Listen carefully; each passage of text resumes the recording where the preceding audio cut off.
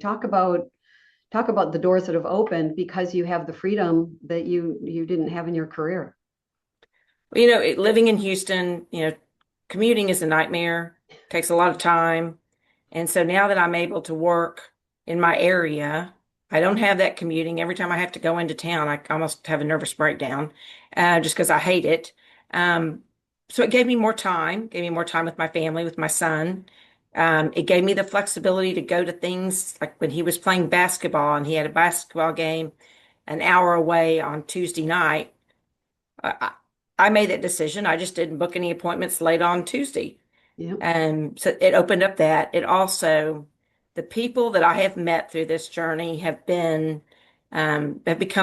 lifelong friends. I never would have met them had I not gotten involved.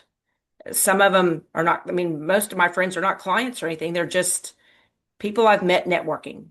And that's led me to another group of friends and all that. And then most importantly, my journey to Rotary. Again, I would never have been able to be in Rotary, most likely, unless I had a really understanding boss to go to a lunchtime meeting every Wednesday.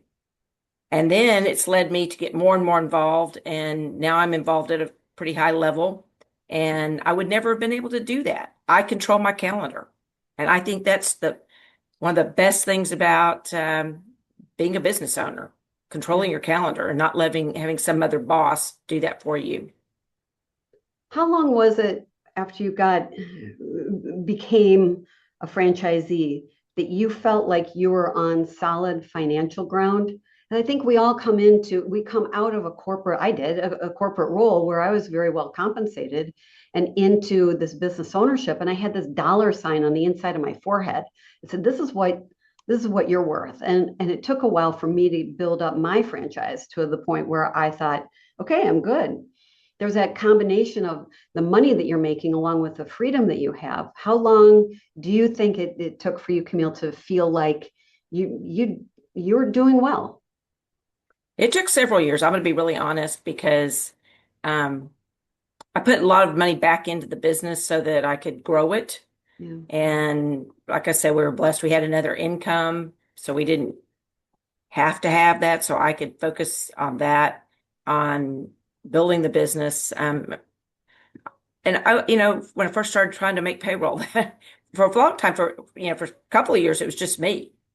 I did everything.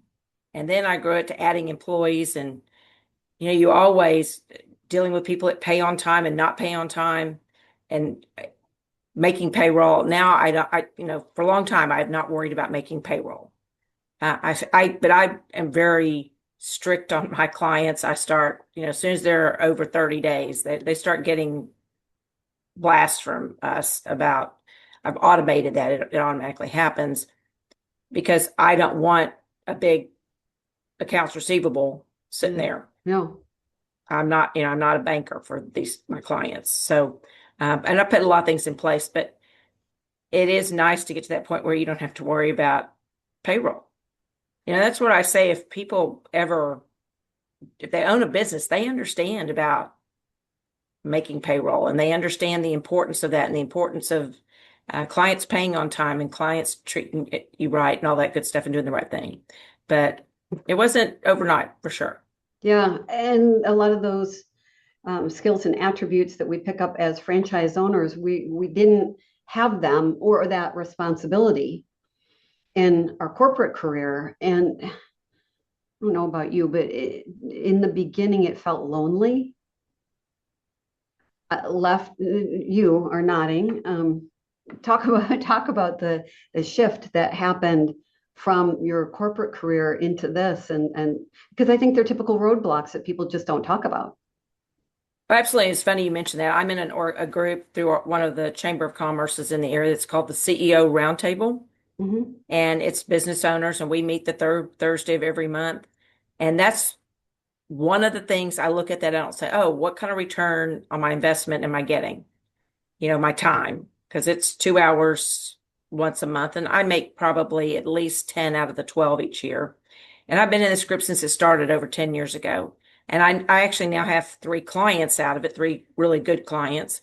Um, but that's not why I've stayed. It stayed because I can for 2 hours, talk to another business owner other than my husband that may be going through the same things I'm going through. Like, for instance, when right after COVID and how that impacted our businesses and how were we dealing with that? We did it on Zoom.